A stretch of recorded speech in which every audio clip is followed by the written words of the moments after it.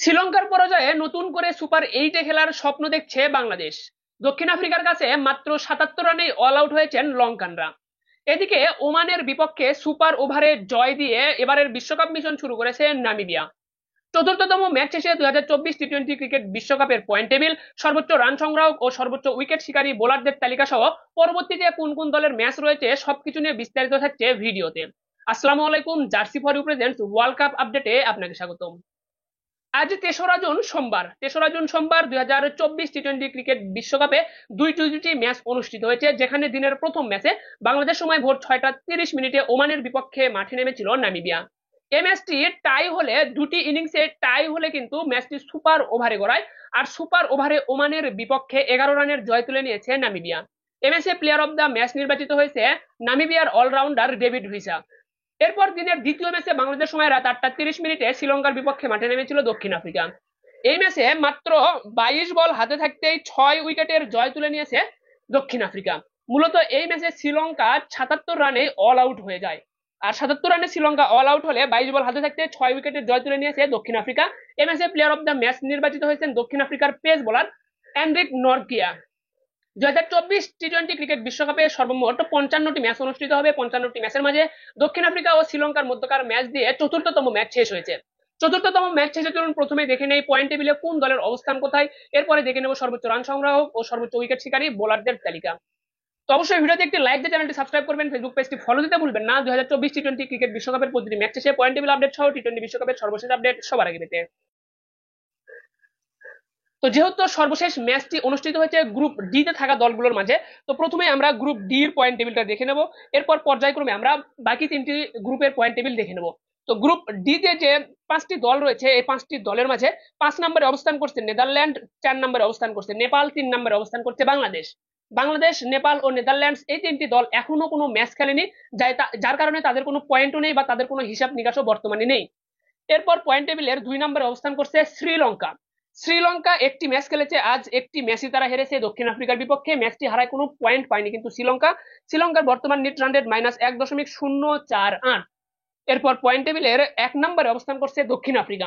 দক্ষিণ আফ্রিকা একটি ম্যাচ খেলেছে, একটি ম্যাচই তারা জিতেছে, একটি ম্যাচ জিতে পয়েন্ট পেয়েছে 2। এবং দক্ষিণ আফ্রিকার বর্তমান নেট রান রেট +1.048।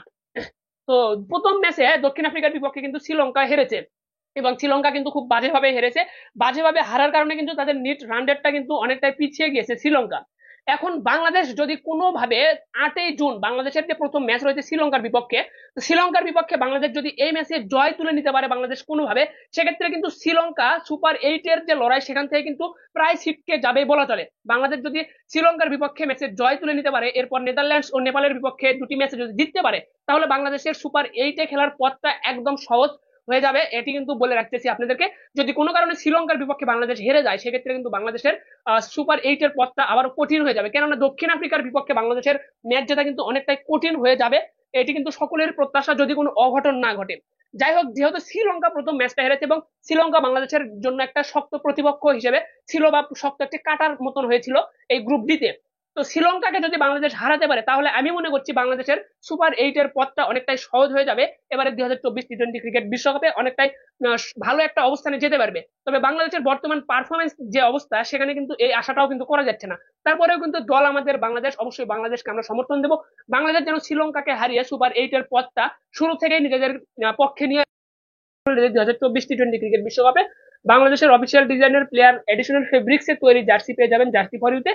তো আপনারা যারা বাংলাদেশের অফিসিয়াল ডিজাইনের জার্সি যাচ্ছেন, অবশ্যই আপনার স্ক্রিনে দেওয়া নাম্বার যোগাযোগ করে জার্সির অর্ডারটা।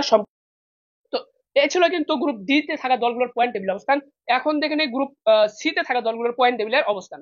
তো গ্রুপ সি তে যে 5টি দল রয়েছে, সেখানে কিন্তু উগান্ডা, নিউজিল্যান্ড ও আফগানিস্তান, উগান্ডা, নিউজিল্যান্ড ও আফগানিস্তান এই যে 3টি দল, তারা কিন্তু এখনো কোনো ম্যাচ খেলেনি। এই 3টি দল কোনো ম্যাচ না খেলায় তাদের হিসাবও কিন্তু এখন নেই। তো পয়েন্ট টেবিলের 2 নম্বরে অবস্থান করছে পাপুয়া নিউগিনি। পাপুয়া নিউগিনি একটি ম্যাচ খেলেছে, একটি ম্যাচই তারা হেরেছে, ম্যাচটি হারায় কোনো পয়েন্ট পায়নি পাপুয়া নিউগিনি। তাদের বর্তমান নেট রান রেট -0.411।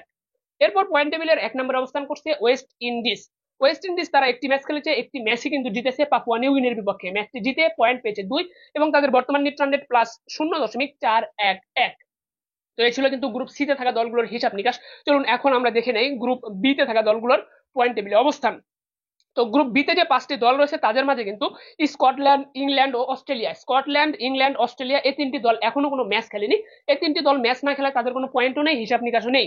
তো গ্রুপ বি তে পয়েন্ট টেবিলের 2 নম্বরে অবস্থান করছে ওমান। ওমান তারা একটি ম্যাচ খেলেছে, আজ একটি ম্যাচই হেরেছে, ম্যাচটি হারায় কোনো পয়েন্ট পায়নি ওমান। এবং ওমানের নিট রান রেটও কিন্তু শূন্য বা কোনো নিট রান রেট নেই। এরপর 1 নম্বরে নামিবিয়া। নামিবিয়া একটি ম্যাচ খেলেছে, একটি ম্যাচই তারা জিতেছে আজ। ম্যাচটি জিতে পয়েন্ট পেয়েছে 2 এবং তাদের কোনো নিট রান রেট নেই। মূলত ম্যাচটি আজকে সুপার ওভারে গড়িয়েছে। সুপার ওভারে গড়ানোর কারণে নিট রান রেটের কোনো হিসাব নিকাশ কিন্তু এখানে নেই। তো সুপার ওভারে ম্যাচটি গড়ানোর কারণে তাদের নিট রান রেট নেই। এখন চলুন দেখে নিই গ্রুপ এ তে থাকা দলগুলোর পয়েন্ট টেবিল অবস্থান। তো গ্রুপ এ তে যে দলগুলো রয়েছে, যে 5টি দল রয়েছে, 5টি দলের মাঝে পাকিস্তান, আয়ারল্যান্ড ও ইন্ডিয়া, পাকিস্তান, আয়ারল্যান্ড, ইন্ডিয়া এই 3টি দল এখনো কোনো ম্যাচ খেলার সুযোগ পায়নি বা তারা এখনো কোনো ম্যাচ খেলেনি, যার কারণে এই 3টি দলের কোনো হিসাব নিকাশ বর্তমানে নেই। তো পয়েন্ট টেবিলের 2 নম্বরে অবস্থান করছে কানাডা। কানাডা একটি ম্যাচ খেলেছে যুক্তরাষ্ট্রের বিপক্ষে, ম্যাচটি হেরেছে। ম্যাচটি হারায় কোনো পয়েন্ট কিন্তু পায়নি কানাডা। তাদের বর্তমান নেট রান রেট -1.451। এরপর পয়েন্ট টেবিলের 1 নম্বরে অবস্থান করছে কিন্তু যুক্তরাষ্ট্র। যুক্তরাষ্ট্র উদ্বোধনী ম্যাচ খেলেছে কানাডার বিপক্ষে এবং উদ্বোধনী ম্যাচটাই কিন্তু তারা জিতেছে। ম্যাচটি জিতে পয়েন্ট পেয়েছে 2 এবং যুক্তরাষ্ট্রের বর্তমান নেট রান রেট +1.451। তো এই ছিল কিন্তু 4টি গ্রুপেরই পয়েন্ট টেবিল অবস্থান, যেটা আপনাদেরকে জানিয়ে দেওয়ার চেষ্টা করলাম। প্রতিটি ম্যাচ শেষে আপনাদেরকে এভাবে পয়েন্ট টেবিল আপডেট জানিয়ে দেওয়ার চেষ্টা করব।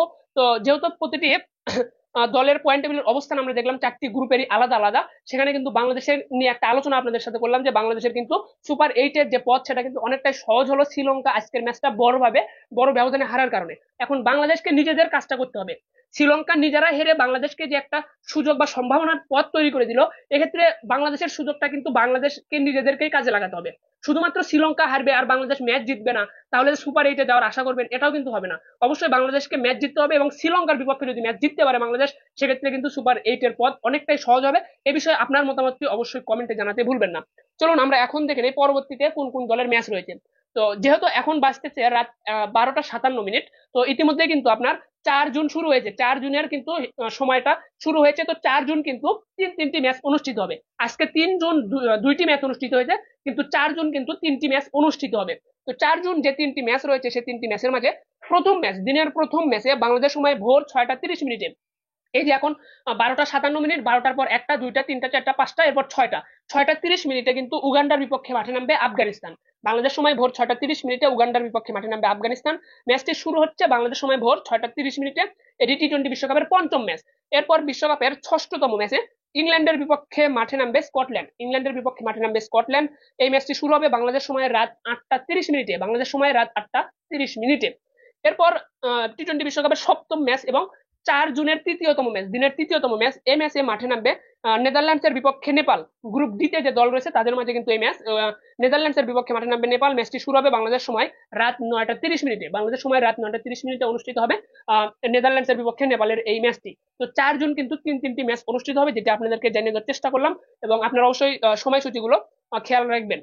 চলুন এখন থেকে সর্বোচ্চ রান সংগ্রহ ও সর্বোচ্চ উইকেট শিকারী বোলারদের তালিকা। তার আগে আপনাদেরকে বলে দিই 2024 টি-20 ক্রিকেট বিশ্বকাপে বাংলাদেশের অফিসিয়াল ডিজাইনের প্লেয়ার এডিশনাল ফেব্রিক্সে তৈরি জার্সি পেয়ে যাবেন জার্সি ফর ইউতে। তো আপনারা যারা বাংলাদেশের অফিসিয়াল ডিজাইনের জার্সি যাচ্ছেন, অবশ্যই আপনার স্ক্রিনে দেওয়া নাম্বার যোগাযোগ করে জার্সির অর্ডারটা সম্পূর্ণ করতে পারেন। তো চলুন আমরা এখন দেখে নেই 2024 টি-20 ক্রিকেট বিশ্বকাপে সর্বোচ্চ রান সংগ্রাহক ও সর্বোচ্চ উইকেট শিকারী বোলারদের তালিকা। তো সর্বোচ্চ উইকেট শিকারী ও সর্বোচ্চ রান সংগ্রাহকের মাঝে প্রথমে আমরা দেখবো সর্বোচ্চ রান সংগ্রাহকের তালিকা। তো সর্বোচ্চ রান সংগ্রাহকের যে তালিকা সেখানে 5 নম্বরে অবস্থান করছে সেরা 5 জনের তালিকা আমরা দেখবো। তো সেরা 5 জনের তালিকায় 5 নম্বরে অবস্থান করছে পাপুয়া নিউগিনির ব্যাটসম্যান সেসেবাও। সেসেবাও এক ম্যাচে রান করেছে 50। এরপর 4 নম্বরে অবস্থান করছে নিকোলাস কির্টন।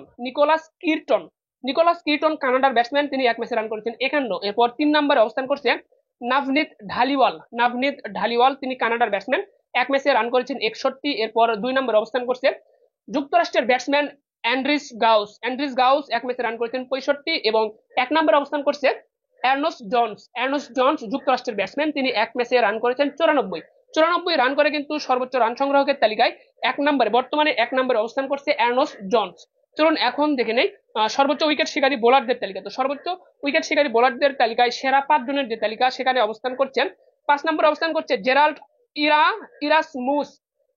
ইরাসমুস, নামিবিয়ার বোলার, তিনি এক ম্যাচে উইকেট পেয়েছেন 2টি। এরপর 4 নম্বরে অবস্থান করছে মেহরান খান, ওমানের বোলার, তিনি এক ম্যাচে উইকেট পেয়েছেন 3টি। এরপর 3 নম্বরে অবস্থান করছে ডেভিড ভিসা, তিনি নামিবিয়ার অলরাউন্ডার ডেভিড ভিসা, তিনি এক ম্যাচে উইকেট পেয়েছেন 4টি। এরপর 2 নম্বরে অবস্থান করছে রুবেন রুবেন ট্রাম্পেলম্যান, তিনি নামিবিয়ার বোলার, এক ম্যাচে উইকেট পেয়েছেন 4টি। এরপর 1 নম্বরে অবস্থান করছে এনরিক নরকিয়া, তিনি দক্ষিণ আফ্রিকার বোলার বা পেস বোলার, তিনি এক ম্যাচে উইকেট পেয়েছেন 4টি। তো এখনো কিন্তু সবগুলো দলের ম্যাচ অনুষ্ঠিত হয়নি।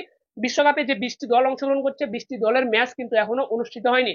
টি-20 বিশ্বকাপে কেবলমাত্র 4টি ম্যাচ অনুষ্ঠিত হয়েছে, 4টি ম্যাচে 8টি দল অংশগ্রহণ করেছে, যার কারণে সর্বোচ্চ রান সংগ্রহ ও সর্বোচ্চ উইকেট শিকারী বোলারদের তালিকা, এখানে কিন্তু লড়াইটা এখনো তুলনামূলকভাবে কিন্তু জমে ওঠেনি। তারপরেও কিন্তু কিছুটা হলেও শুরু হয়েছে বা লড়াইয়ের আভাসটা কিন্তু পাওয়া যাচ্ছে।